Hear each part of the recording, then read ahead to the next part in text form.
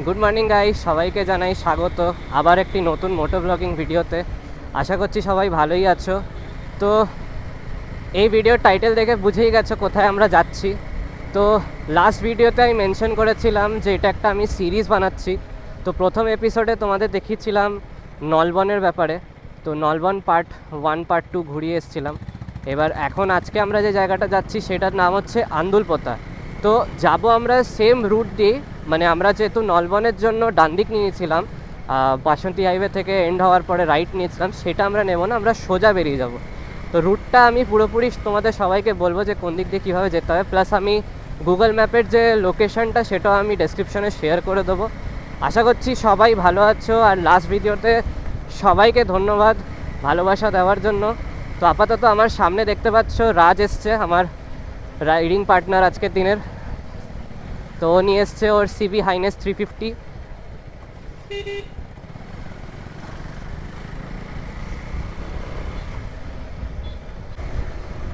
আজকেও বেশ আকাশটা পরিষ্কার বলতে গেলে। দুদিন ধরে যেরকম বৃষ্টি হয়েছে, আমি ভেবেছিলাম হয়তো আজকেও সেরকম ওয়েদার পাওয়ার চান্সেস খুব বেশি ছিল, বাট লাকিলি এখনও অবধি বৃষ্টির কোনো চিহ্ন দেখতে পাচ্ছি না। এরকমই যাতে ওয়েদারটা থাকুক। তো ফাইনালি উঠে গেছি বাসন্তী হাইওয়েতে। পেছনে মাছের বাজার ওখানে সকালে বসে, আর যেহেতু 6:12 বাজে এখন, তো পুরো রাস্তায় জ্যাম লেগে গেছে, 3-4টে ট্রাক ওখানে ঢুকে গেছে। তো এই কারণে যাই হোক ফাইনালি এখান থেকে বেরিয়ে গেছি। এবার এখান থেকে টান সোজা রাস্তা। তো তোমরা এই পার্টটা এনজয় করো।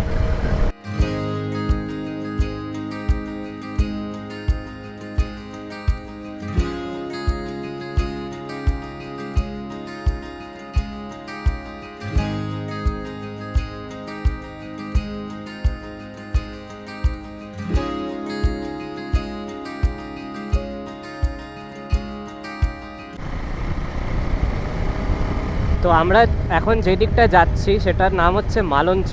এখান থেকে 35 কিলোমিটার দূর হচ্ছে মালঞ্চ জায়গাটার নাম। ওইটা ক্রস করার পরে তারপরে মোটামুটি আরও 18-19 কিলোমিটার মতো হবে। আর জাস্ট রাস্তার দুটো পাশ দেখো। আগের দিনও বলেছিলাম যদি আসো না প্রেমে পড়ে যাবে। সকালে মর্নিং রাইডটা কী করে এনজয় করতে হয়, এর থেকে ভালো রাস্তা তো আমি বলবো যে এখনও অবধি এই কাছে পিঠে কোথাও নেই। এক হতে পারে যদি তোমরা পাটুলি ক্রস করে যদি বারুইপুরের দিকে যাও, ওই দিকে ওরকম সিনিক বিউটি পাবে, একদম হাইওয়ের যে রাস্তাটা বারুইপুর হাইওয়ে ওই রাস্তাটা পাবে। ওখান থেকে পুরো সোনারপুরের রাস্তাটা অবধি সুন্দর টারম্যাক রাস্তা, দু সাইড এরকম গাছপালা, কিন্তু ওটা একটু কার্ভি রাস্তা আর একটু ন্যারো। এটা যেমন দেখছো দুদিক থেকে চওড়া, ওরকম চওড়া রাস্তা না, বাট ওটাও খুব সুন্দর সিনিক বিউটিওয়ালা রাস্তা। ওটাও আমি একটা না একটা সময় তোমাদের দেখাবো কীরকম রাস্তা ওটা। রাজকে দেখে যা মনে হচ্ছে রাজ মজা পেয়ে গেছে, হু হু করে বাইক টানছে। আমি এখানে ক্যামেরা দিয়ে দেখাই 71-75-এ আমার গাড়ি চলছে আপাতত, কিন্তু তাও আমি ওকে নাগালে পাচ্ছি না, যথেষ্ট জোরে 80+-এ টানছে। দেখি আমিও টেনে ওর কাছে কিছুটা পৌঁছানোর চেষ্টা করি।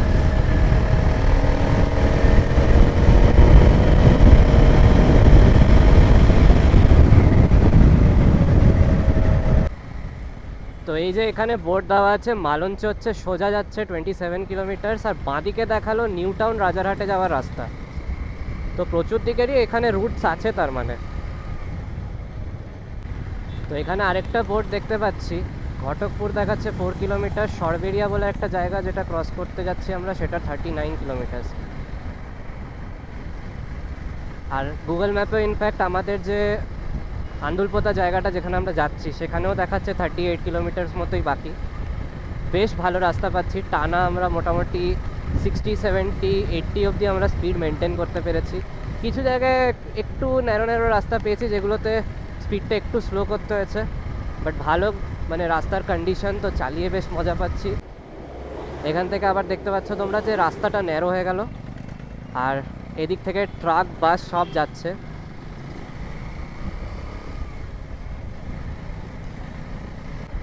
তো আমাদের গন্তব্যস্থল পৌঁছাতে এখনও মোটামুটি 30 কিলোমিটার বাকি। আর দেখতে পাচ্ছ রাস্তাটা কীরকম ন্যারো হয়ে গেছে। আর এই পার্টে লাস্ট আমি 2-3 কিলোমিটার যে রাস্তাটা চালাচ্ছি, এই রাস্তাটা বহুত প্যাচি রাস্তা, মাঝখানে গর্ত ভর্তি। 12 কিলোমিটার হচ্ছে মালঞ্চ, বসিরহাট হচ্ছে 30 কিলোমিটার। তো আমরা এখন স্ট্রেট যাব টুয়ার্ডস বসিরহাট। মালঞ্চ পার্টটা একটু কিছুক্ষণের মধ্যেই ক্রস করে নেবো। রাজ একটু এগিয়ে গেছে বোধহয়, হ্যাঁ অনেকটাই এগিয়ে গেছে। আমাকে ধরতে গেলে এই সামনের ট্র্যাক্টরটাকে ক্রস করতে হবে। ডান দিক বাদিকের লেনও ক্লিয়ার সেরকমভাবে না, এরা তেড়া করে সবাই গাড়ি চালাচ্ছে এখানে। জায়গা পেয়েছে, বেরিয়ে যাব।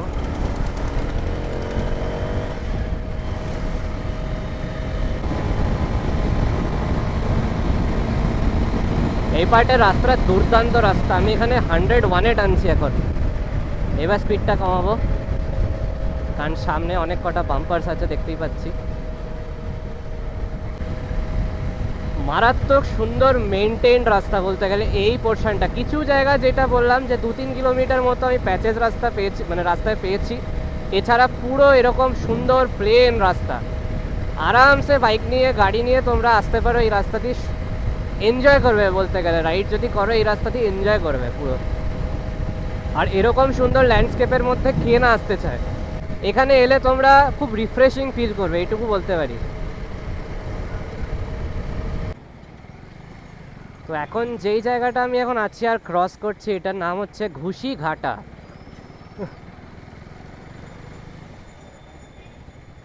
আর এখানে জাস্ট দেখো,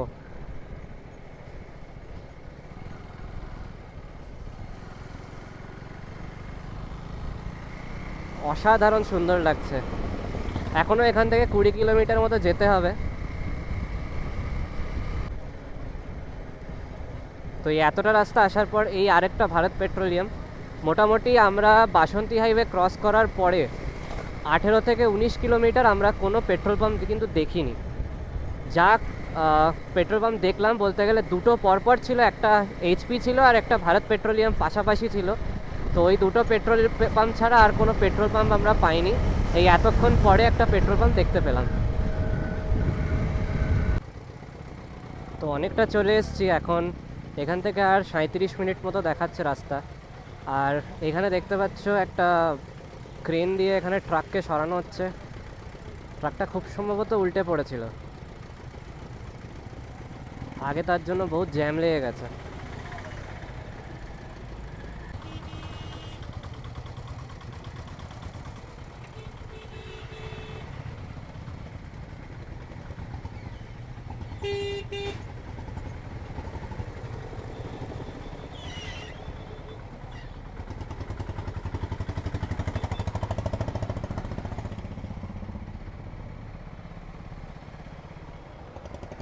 তো এই যে ট্রাকটা পড়ে গেছিলো, তো ট্রাকটাকে এখন তোলা হলো জাস্ট। বিশাল জ্যাম লেগে গেছে রাস্তার মধ্যে এই কারণে। আর এমনি এটা ন্যারো রাস্তা প্রচণ্ড।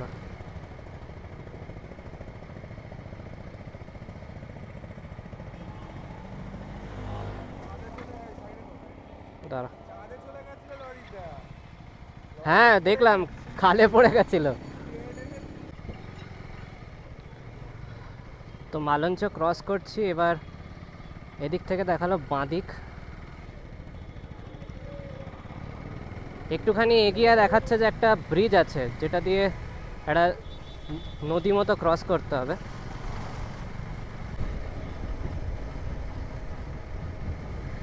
বোর্ডে দেখা যাচ্ছে বনগাঁও হচ্ছে 82, টাকি হচ্ছে 21 কিলোমিটার, বসিরহাট হচ্ছে 24 কিলোমিটার। তো আমরা টাকির থেকেও বেশি দূর নেই বলতে গেলে। ও কি অসাধারণ লাগছে জাস্ট ওই দুই সাইডে এখানে।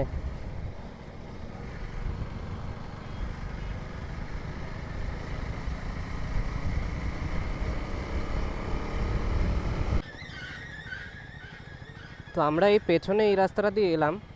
এবার ম্যাপে দেখাচ্ছে বাঁদিক যেতে হবে, আমরা বাঁদিক নেব।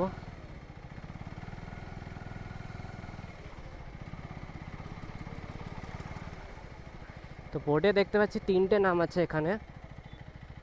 চম্পাপুকুর হচ্ছে 13 কিলোমিটার, আর খোলাপোটা হচ্ছে 16 কিলোমিটার, আর লাস্টেটা বোঝা যাচ্ছে না, তো আগে হয়তো বোর্ডে লেখা থাকবে।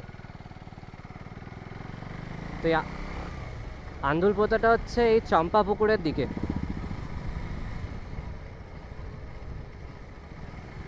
এবার বুঝতে পারছো যে প্রপার মানে আমরা এখন গ্রামের ভেতর ঢুকে গেছি। এইখান দিয়ে নেক্সট 8 থেকে 9 কিলোমিটার রাস্তা।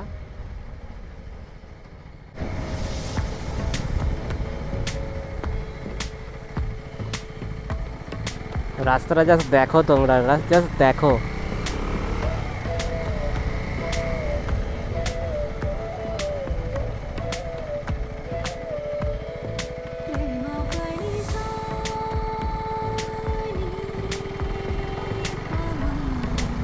এখানে আমার যতদূর মনে হয় এটা মাছের ভেড়ির মতো করা আছে, এদিক বা খেতি মতো করা আছে।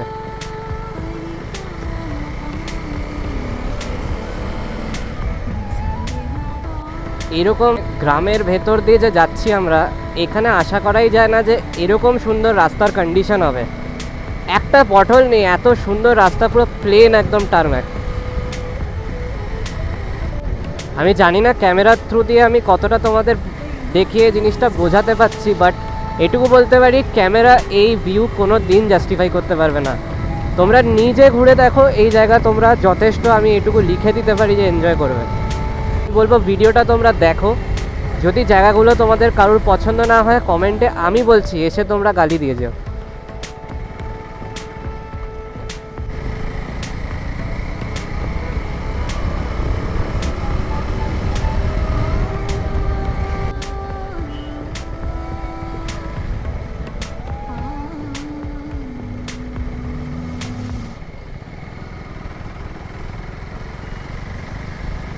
দেখে মনে হচ্ছে অন্য কোথাও একটা চলে এসেছি, মানে দূর দূরান্ত অবধি এত সুন্দর ভিউ যে ক্যামেরা বন্ধ করতে ইচ্ছা করছে না।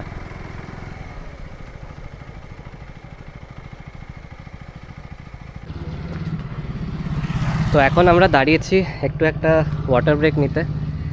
তো দুটো বাইক দেখতে পাচ্ছ দাঁড় করানো, আর এখন যে জায়গাটা আছে এখান থেকে 5 থেকে 6 কিলোমিটার। হ্যাঁ হ্যাঁ, ওই আন্দোলনটায় একদম পুরো এতে যাবেন, ওটা কত কিলোমিটার দেখাচ্ছে? 6 কিলোমিটার। এই জায়গাটার নাম কি? এটা হলো চাপালি ঘোষপাড়া। চাপালি ঘোষপাড়া।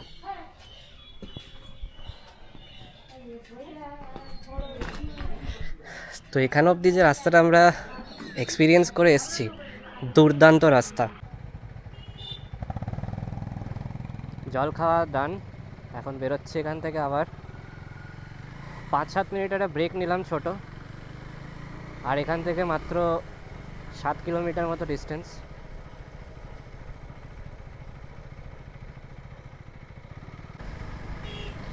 আমরা যেখানে 5 মিনিটের জন্য দাঁড়িয়েছিলাম জল খেতে, জাস্ট আমি একটা হালকা পাতলা টি শার্ট পরে, রাজও একটা মোটামুটি মেশের একটা টি শার্ট পরে আছে যেটা খুব ব্রিদেবল হয়। তো সেটার পরেও 5 মিনিটে পুরো একদম ঘেমে চান করে গেছি বলতে গেলে।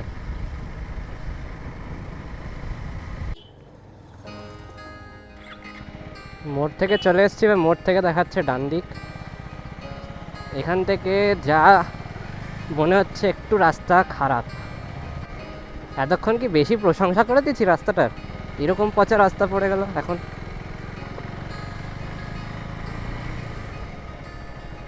আর এই সাইডটা বিশাল বড় জায়গাটা।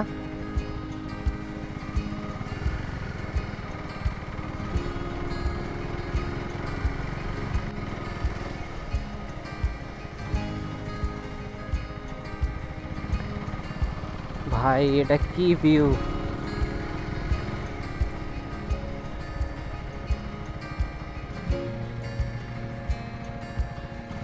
দূর দূরান্ত অবধি দু সাইডেই জল, আর এই মাঝখান দিকে রাস্তা।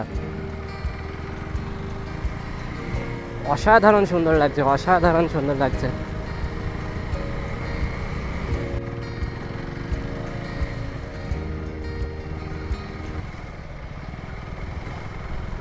আমি জাস্ট এখানে ক্যামেরাটা তো বন্ধ করতেই চাইছি না, কারণ এগুলো এক একটা ছোট ছোট মেমোরির মতো।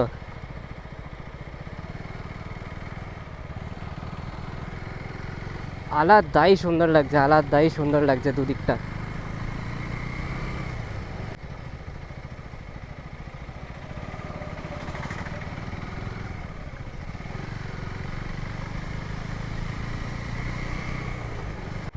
পুরো এই গ্রামের ভেতরের রাস্তা দিয়ে আসার পর এখানে রাস্তা দেখতে পাচ্ছ দুদিকে যাচ্ছে, আমাদের নিতে হচ্ছে বাঁদিক।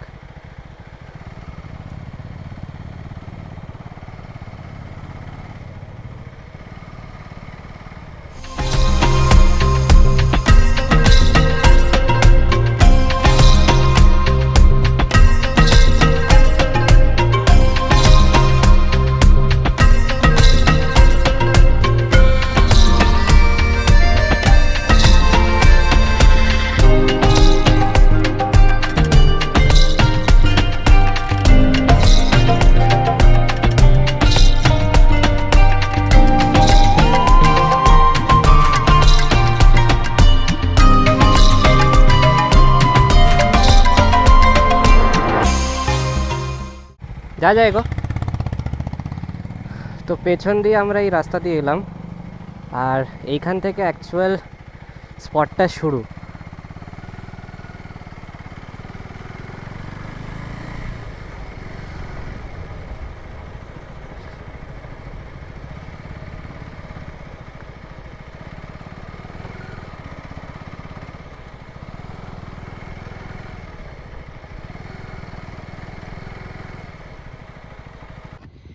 দুটো বাইক দাঁড় করিয়ে দিচ্ছি, আর যেটা তোমাদের দেখাতে চাই সেটা হচ্ছে এই জলের ধার থেকে দেখিয়ে দিই।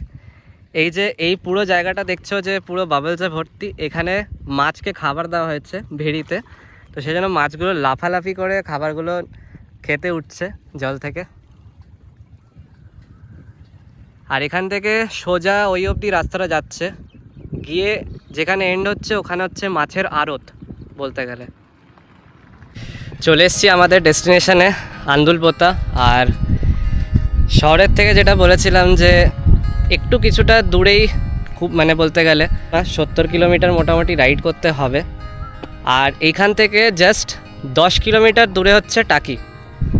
তো এই জায়গাটার ব্যাপারে বলে দিই, এইখানে যে ভিউটা তোমাদের ক্যামেরা ঘুরিয়ে জাস্ট দেখাচ্ছি, এই যে তোমরা দেখতে পাচ্ছ দু সাইডে জল, মাঝখান দিয়ে এরকম সুন্দর রাস্তা যাচ্ছে, আর এই পারে যেটা আমি তখনও একটু আগে দেখালাম যে মাছের ভেড়ি, এই পাটটা তো মাছকে খাবার দিয়েছে বলে মাছগুলো সব লাফালাফি করছে এখানে।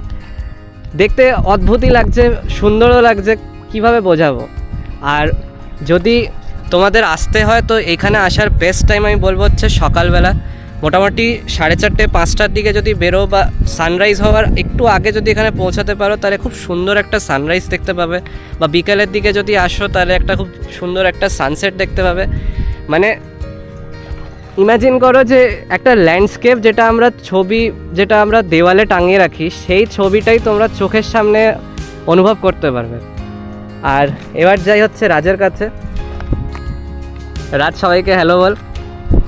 এবার রাজের সাথে জয়পুর আমরা গেছিলাম জুলাই মাসে মনসুন রাইড করতে, যেটার মধ্যে পুরো বৃষ্টিতে সারা রাস্তা চালিয়ে গেছি। ওটা একটা আলাদাই অ্যাডভেঞ্চার ছিল। হ্যাঁ, মনসুন রাইডটা আমারও ফার্স্ট টাইম ছিল লাইফে, তো ওটা আলাদাই রকমের অ্যাডভেঞ্চার ছিল। বৃষ্টি পড়ছে, বাইকও চলছে রেনকোট পরে, মানে দুর্দান্ত একটা ব্যাপার ছিল। আর ফার্স্ট ডেতে যেহেতু আমরা বেরিয়েছিলাম সেদিনকার মুষলধারে বৃষ্টি হচ্ছে, তো আমরা সেদিন জয়পুরে গিয়ে স্টেও করেছি। পরের দিন যে আমরা বেরিয়েছি সেদিনকার পুরো ফুল অফরোডিং করেছি। ব্রিটিশ রানওয়েতে গিয়ে আমরা মানে কাদা মাটির ওপর দিয়ে বাইক চালিয়েছি, গাড়ি পুরো হলদে হয়ে গেছিলো, ওরকম অবস্থায় হয়ে গেছিলো। যেটা জয়পুরের ফেমাস লাল মাটির রাস্তা, যেটা ওটাতেই মারাত্মকভাবে অফরোড হয়েছিল। দেন ব্রিটিশ এয়ারওয়ে যে বেসটা আছে ওখানে গিয়ে আমরা অনেক ফটোশ্যুট, ভিডিও শ্যুট এইসব অনেক কিছুই করা হয়েছিল।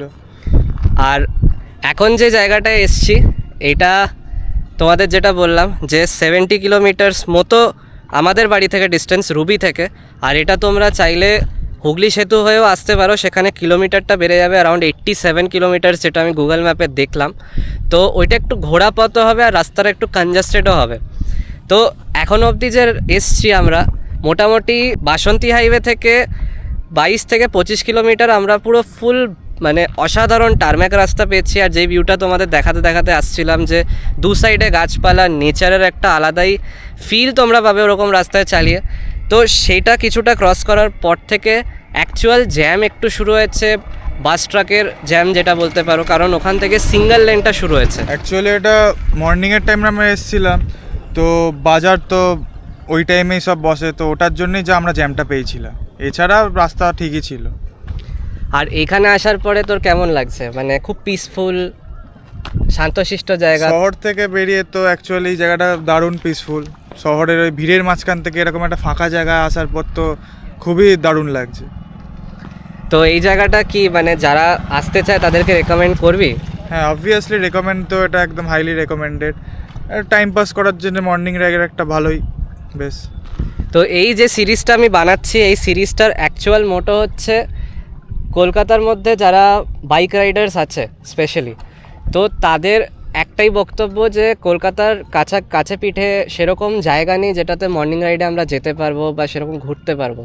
তো এই সিরিজের মধ্যে ফার্স্ট এপিসোডে আমি ওরকমই জায়গা সেরকম স্পট করে আমি খুঁজে সবাইকে দেখিয়েছি। সেকেন্ড এপিসোডে আজকের আমি এই জায়গাটা এনেছি।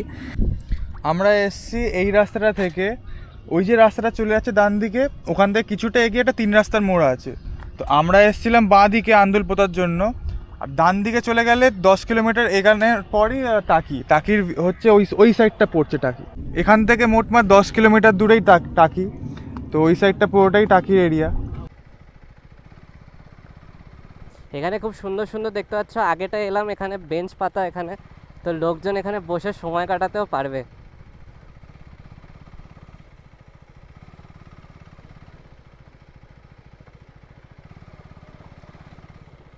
আর এদিক থেকে জাস্ট তোমাদের দেখাই ভিউটা, সূর্য মাথার ওপর উঠে গেছে আর কি দারুণ লাগছে দেখতে। জাস্ট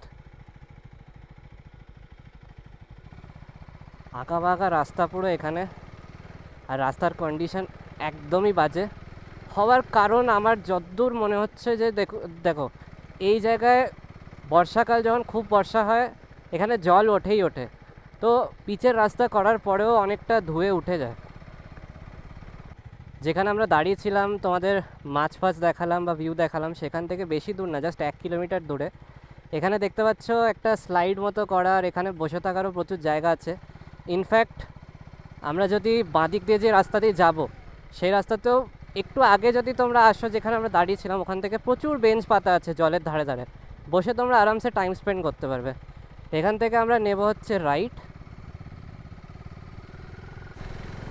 যা বলেছি যে এটা একটা সিরিজের মতো আমি চেষ্টা করছি অনেক কটা জায়গা তোমাদের সামনে তুলে ধরার, যেখানে আমি তোমাদের বলতে পারবো যে কলকাতার থেকে কিছুটা দূরের, মানে বেশি না, 40-50-60 কিলোমিটার যেমন আজকে আমরা ট্রাভেল করে এলাম, আগের দিন যেমন একটা 20 কিলোমিটার একটা জার্নি করে এলাম।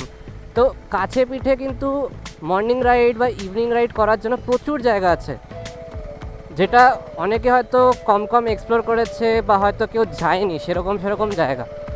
তো যেই জায়গাগুলো রেকমেন্ড করছি, একবার হলেও তোমরা যারা মোটো ব্লগার্স বা যারা তোমরা বাইক নিয়ে ঘুরতে ভালোবাসো অবশ্যই একবার ঘুরে যাও, রাস্তাগুলো এক্সপিরিয়েন্স করো। যদি তোমাদের এখানে আসার পর বা ঘোরার পর যদি বাজে লাগে, যেরকম বলেছি কমেন্টে এসে আমাকে গালি দিয়ে যাও, আমি সেটা অ্যাকসেপ্ট করে নেবো জিনিসটা। বাট এইটুকু বলতে পারি যে যেই জায়গাগুলো আমি এখন এসছি, যদি তোমরা অ্যাকচুয়ালি নেচার লাভার হও বা বাইক চালাতে ভালোবাসো, এরকম রাস্তার মধ্যে দিয়ে ট্রাভেল করতে ভালোবাসো, তাদের জন্য এটা একটা হেভেন, এইটুকু বলতে পারি। সকালটা কি করে তোমার রিফ্রেশিং বানাতে পারবে, মন কিভাবে ভালো করতে পারবে, এর থেকে ভালো ওষুধ তোমার জন্য আর নেই। তো thank you so much guys যারা ভিডিওটা এই অবধি দেখেছো, আর দেখা হবে আবার একটি নতুন ভিডিওতে। ততদিনের জন্য it's Royce moto life signing out. Thank you so much.